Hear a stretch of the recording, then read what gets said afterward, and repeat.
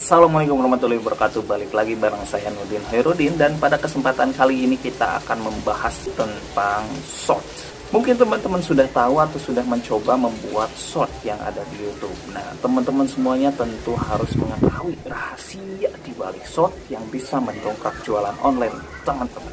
Sebelum kita lanjut, pastikan teman-teman subscribe dulu channel ini dan menyalakan loncengnya, karena dengan lonceng yang menyala, teman-teman akan terus mendapatkan update setiap ada video terbaru.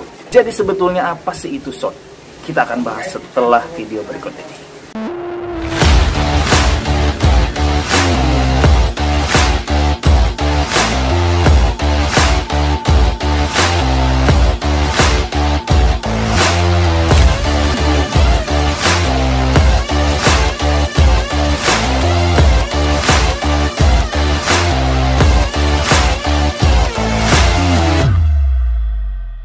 Oke guys, kita akan lanjut pembahasan nih. Jadi kita akan mulai. Ada 6 pertanyaan yang akan kita bahas pada video kali ini. Kita mulai pertanyaan yang pertama. Short itu adalah sebuah layanan atau fitur yang dihadirkan oleh YouTube yang memang dikhususkan untuk membuat video atau konten dalam berdurasi pendek. Dan ini memudahkan buat seluruh orang membuat video tanpa harus berpikir keras bagaimana membuat konsep videonya. Jadi kadang-kadang video-video yang hanya sekedar ya video sekitaran kita yang itu durasi 10 detik atau 15 detik sampai 30 detik gitu ya. Jadi tidak panjang-panjang. Kalau misalnya teman-teman durasi 1 menit itu masuknya upload video.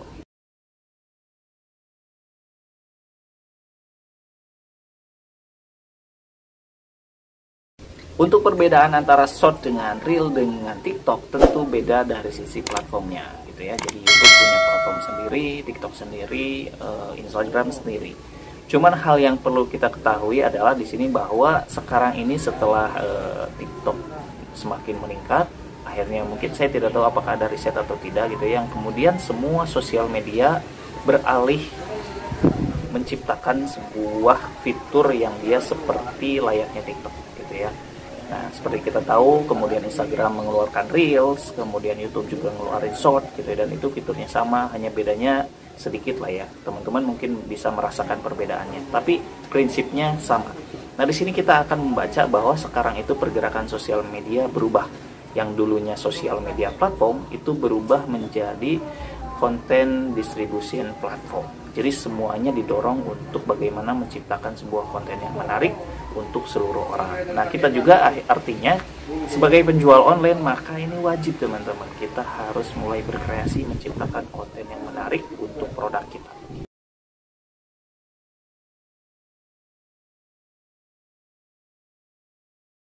Untuk cara kerjanya sendiri sebetulnya mudah banget teman-teman semuanya. Jadi teman-teman ketika masuk di aplikasi YouTube, kemudian mau ngupload, itu ada pilihan short. Dan ketika teman-teman ingin melihat short dari orang lain, ada di dalam aplikasi YouTube itu ya, kalau misalkan di ponsel ada tulisan short gitu ya. Jadi teman-teman ketika ingin membuat short, mudah banget, tinggal klik tambah icon tambah gitu ya di ponsel aplikasi YouTube, kemudian bikin short. Nah, nanti teman-teman bisa menyeting durasi, kemudian musik, dan itu teman-teman disarankan durasinya tidak lebih dari 30 detik.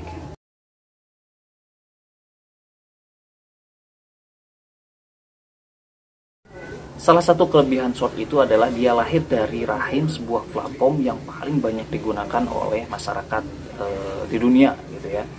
Semuanya hampir menggunakan YouTube, karena memang YouTube ini hampir sekitar 98% menggunakan YouTube gitu ya. Nah, buat teman-teman semuanya, karena ini menjadi sebuah platform yang paling banyak digunakan, short ini yang saya rasakan itu berbeda dengan Reels gitu ya. Karena mungkin algoritmanya berbeda, kebijakan sistemnya berbeda. Jadi ketika teman-teman mengupload short itu, daya sebarnya itu lebih cepat dibandingkan dengan di Reels ataupun di TikTok gitu ya. Nah, teman-teman semuanya ketika teman-teman menggunakan short untuk media jualan atau promosi online, itu tentu akan menguntungkan kita. Karena daya sebar yang luas, kemudian teman-teman juga tidak perlu memikirkan soal SEO atau subscriber dan lain-lain. Intinya sih teman-teman tinggal buat durasinya pendek, kemudian tambahkan musik, dan itu kemudian sebar. Intinya sih, karena tadi sudah dibilang bahwa sekarang itu peralihan sosial media, udah bukan lagi sosial media platform, tapi konten distribution platform. Jadi teman-teman dituntut untuk menghadirkan konten menarik atas produk teman-teman.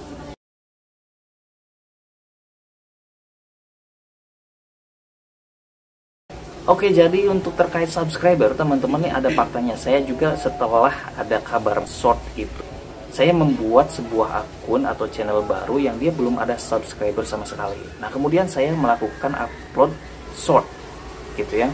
Dan itu ternyata sangat menariknya adalah kurang dari sehari gitu ya, itu sudah menjangkau sekitar 1.200 orang. Itu satu video gitu ya. Dan saya ngupload banyak video.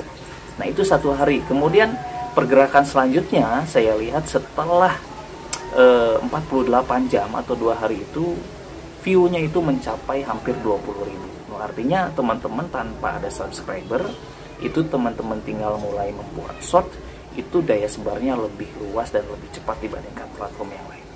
Percaya.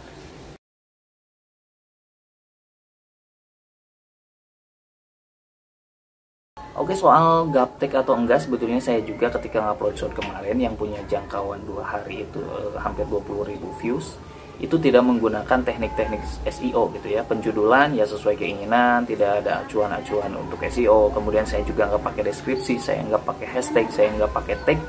Tapi percaya deh, meskipun tidak mengerti tentang SEO, teman-teman sebetulnya tinggal upload aja, tinggal jalan aja setiap hari, nanti juga deh YouTube akan menyebarkan video teman-teman secara cepat. Buktinya saya selama 2 hari bisa mencapai 20.000 views, dan itu tanpa ada penjudulan SEO dan lain-lain. Tidak ada deskripsi, tidak ada hashtag, tidak ada tag dalam video.